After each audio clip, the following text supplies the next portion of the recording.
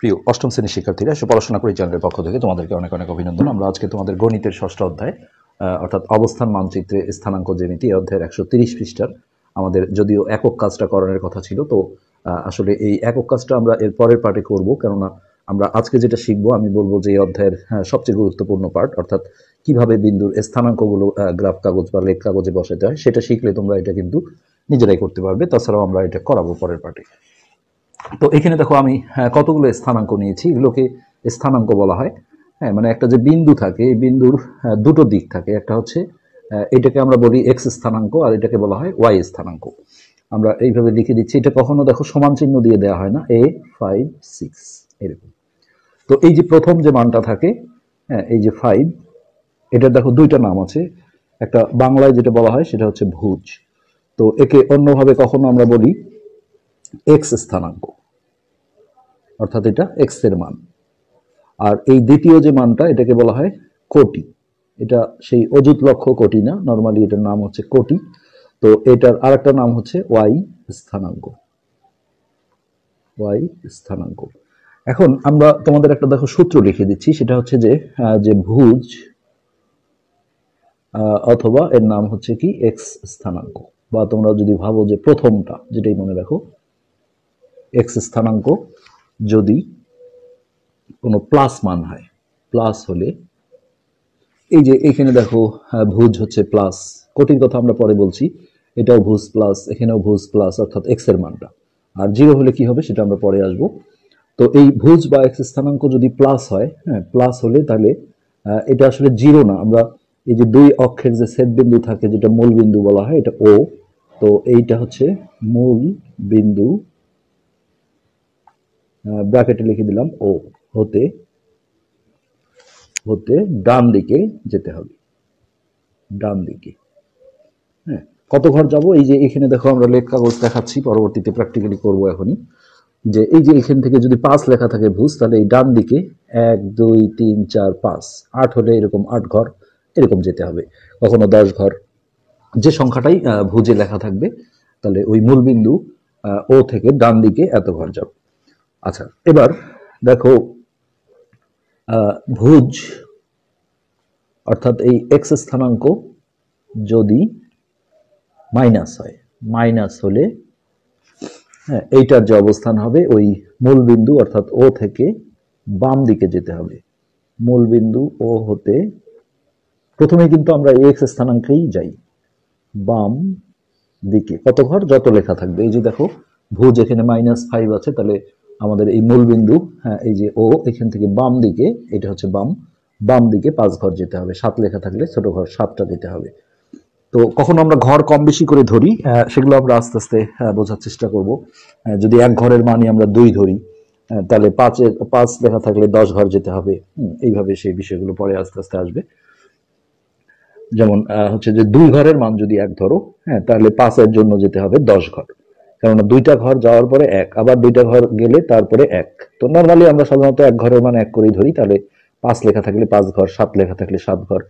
তো সেটা হচ্ছে প্রথম মানটা বা ভুজটা প্লাস হলে মূলবিন্দু থেকে ডান দিকে যাব, আর মাইনাস হলে মূলবিন্দু থেকে বাম দিকে যাব। এবার আমরা কোটি অর্থাৎ ওয়াই স্থানাঙ্কের কথা বলি, যেটা পরে থাকে এই দ্বিতীয়টা। তো এটাকে বলা হয় ওয়াই স্থানাঙ্ক।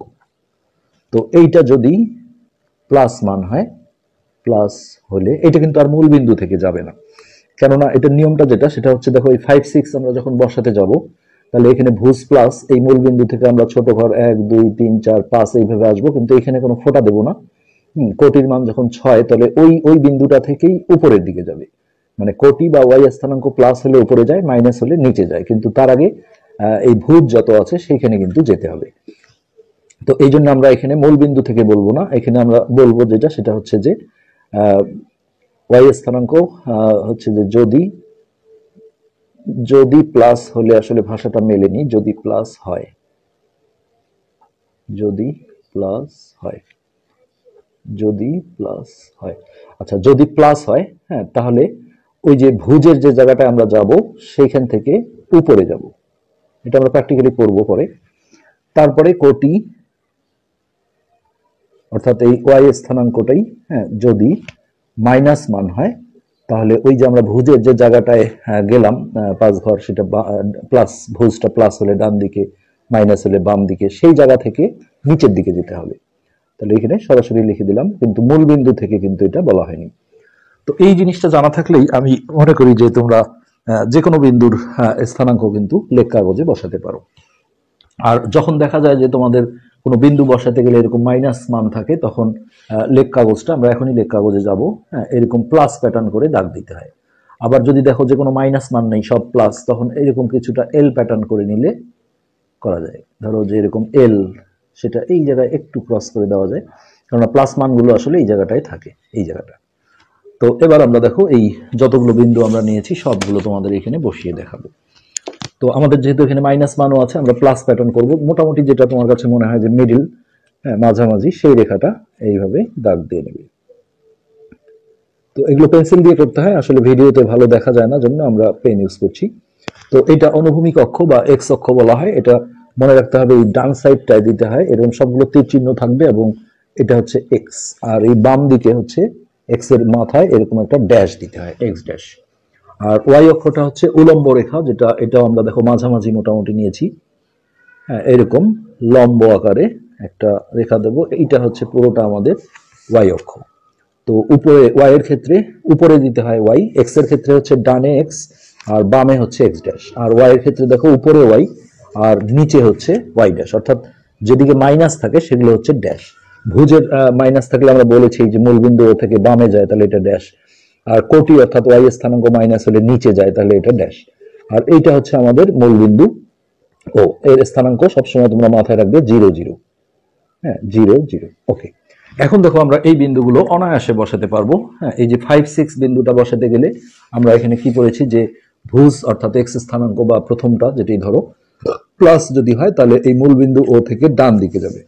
তাহলে এই যে মূলবিন্দু ও থেকে আমরা এই ডান দিকে, এটা ডান এটা বাম, ডান দিকে দেখো 5 ঘর, ছোট ঘর 1 2 3 4 5। আর তুমি যদি বলো যে আমি 2 ঘরের মানকে 1 ধরবো, তাহলে এই 5 এর জন্য 10 ঘর যেতে হবে, কারণ 1 2 এটা হলে 1, আবার 1 2 2 এইভাবে। তো ন্যাচারালি আমরা 1 ঘর করেই ধরছি, কিন্তু এখানে কোনো দাগ দেওয়া যাবে না, এটা মনে মনে ধরতে হবে যে আমি প্রথমে ডান দিকে 5 ঘর আসলাম। তারপরে দেখো কোটির মানটা প্লাস আছে, তো এখানে বলা হয়েছে যে কোটি যদি ওয়াই স্থানাঙ্ক যদি প্লাস হয় তাহলে উপরে যাবে। তাহলে সিম্পলি যে ডান দিকে 5 ঘর আসলাম আর উপরে যাব 6 ঘর, তাহলে এই যে এটা হলো 5, তারপরে 1 6। তাহলে এই যে এই বিন্দু স্থানাঙ্কটাই হচ্ছে এ, কমা কমা না, এ দিয়ে সরাসরি 5 6। এত সহজ বিষয়। আচ্ছা, এবার আমরা বি বিন্দুটা যদি বসাই, তাহলে এখানে ভুজ দেখো মাইনাস আছে, তাহলে মূল বিন্দু থেকে বাম দিকে যাব 5 ঘর, আর এইখানে যাওয়ার পরে কোটিটা যেহেতু প্লাস আছে উপরের দিকে যাব 6 ঘর। তাহলে এটা বাম দিকে 5 ঘর আসলে 1 2 3 4 5, এই লাল লালটা পাস হয়। আর কোটি আছে প্লাস 6, মাইনাস 6 হলে নিচে যেতাম, যেহেতু প্লাস 6 আছে তাহলে উপরে এই যে 5 আর এইটা 1 6। সো এটা হচ্ছে আমাদের বি বিন্দু, যেটা হচ্ছে -5, 6। আচ্ছা, এরপর আমরা দেখো সি বিন্দুটা যদি বসাই, এবার ভুজটাই প্লাস আর কোটিটাই মাইনাস। তাহলে ভুজ যদি প্লাস হয় তাহলে মূলবিন্দু থেকে ডানে যাব 5 ঘর, আর কোটি যেহেতু মাইনাস, এখানে যাওয়ার পরে নিচের দিকে যাব 6 ঘর। তাহলে দেখো ডান দিকে 5 ঘর, তাহলে এই যে এটা হলো 5 ডান দিকে, আর নিচে 6 ঘর, তাহলে এটা 5 আর একে 6। তাহলে এইটা হচ্ছে আমাদের সি বিন্দু 5, -6। ওকে, এবার ডি তে আমরা নিয়েছি দেখো দুটোই মাইনাস, তাহলে ভুজ যেহেতু মাইনাস মূলবিন্দু থেকে বামে যাব, তারপর এইখানে গিয়ে কোটি বা ওয়াই স্থানাঙ্ক যেহেতু মাইনাস, নিচের দিকে যাব 6 ঘর। তাহলে প্রথমে দেখো বাম দিকে 1 2 3 4 5 আর নিচে 6 ঘর, এই যে 5 আর একে 6। তাহলে এটা হচ্ছে আমাদের -5 -6, এটা ডি বিন্দুর স্থানাঙ্ক। তো এখানে একটা মজার বিষয়, এটা আমরা পরের পাঠগুলোতে করব, যে এটা দেখো 4টা চতুর্ভাগ বলা হয়, যে এটা একটা ভাগ, এটা একটা 2 3 4। হ্যাঁ, তো এইটাকে বলা হয় প্রথম চতুর্ভাগ। প্রথম চতুর্ভাগ। এখানে খেয়াল করে দেখো ভুজ কোটি দুটোই কিন্তু প্লাস মান থাকে, প্লাস প্লাস। হ্যাঁ, আর এইটা হচ্ছে এটা অ্যান্টি ক্লকওয়াইজ, ঘড়ির কাঁটার বিপরীত দিকে বলা হয়। প্রথমটা মনে রাখতে হয়, ঘড়ির কাঁটা দেখো এই দিকে ঘোরে, হ্যাঁ, কিন্তু এটা অ্যান্টি ক্লক অর্থাৎ ঘড়ির কাঁটার বিপরীত দিকে। তাহলে দ্বিতীয় চতুর্ভাগ হবে এইটা, দ্বিতীয় চতুর্ভাগ। এখানে খেয়াল করো ভুজটা হয় মাইনাস, প্রথমটা মাইনাস আর দ্বিতীয়টা কোটিটা প্লাস। এইটা হচ্ছে তৃতীয় চতুর্ভাগ, এই জায়গাটা তৃতীয় চতুর্ভাগ। এখানে খেয়াল করে দেখো দুটোই মাইনাস, অর্থাৎ মাইনাস মাইনাস, এটা কিন্তু আছে পরের পেজে আমি দেখেছি আছে। আর এইটা হচ্ছে চতুর্থ চতুর্ভাগ। চতুর্থ চতুর্ভাগ মানে হচ্ছে 4 ভাগের 1 ভাগ। এখানে দেখো ভুজ অর্থাৎ প্রথমটা প্লাস থাকে আর দ্বিতীয়টা মাইনাস থাকে। ওকে, এবার এই বিন্দুগুলো আমাদের বসানো শেষ। এবার আমরা দেখো জিরো ওয়ালাগুলো নিয়ে কাজ করব। এটা কিন্তু ও না, জিরো। তো এই বিন্দুটা আছে 5, তাহলে ভুজ যেহেতু প্লাস, তাহলে মূল বিন্দু ও থেকে আমরা ডান দিকে যাব 5 ঘর। তাহলে দেখো এই যে 1 2 3 4 5, কিন্তু কোটি কিন্তু জিরো, অর্থাৎ প্লাস হলে উপরে যেতাম, মাইনাস হলে নিচে যেতাম। কোটি যেহেতু জিরো, এটা কিন্তু আর নড়বে না, এই জায়গায় থেকে যাবে। অর্থাৎ একটা জিনিস তোমাদের মাথায় রাখতে হবে, এখানে 130 পৃষ্ঠায় আছে যে এক্স অক্ষের উপর অবস্থিত যে কোনো বিন্দুর কোটি জিরো হয়। এটা দেখো এক্স অক্ষের গায়ের উপরে আছে, অর্থাৎ এইদিকে অথবা এইদিকে হলে, হ্যাঁ, তাহলে এক্স অক্ষের উপরে আছে, তাহলে এইখানে কোটি কিন্তু জিরো ছিল, অর্থাৎ ওয়াই স্থানাঙ্কটা জিরো। তাহলে আমাদের হচ্ছে যে এটা আমাদের কি ই বিন্দু ছিল। হ্যাঁ, এই ই বিন্দুটার স্থানাঙ্ক আমরা বলবো 5,0। তাহলে কোটি জিরো হলে মনে রাখতে হবে এক্স অক্ষের উপরে অবস্থিত হবে। সেটা এখন ভুজ যদি মাইনাস হয় তাহলে এই সাইডে থাকবে, আর ভুজ যদি প্লাস হয় তাহলে এই অংশটায় থাকবে।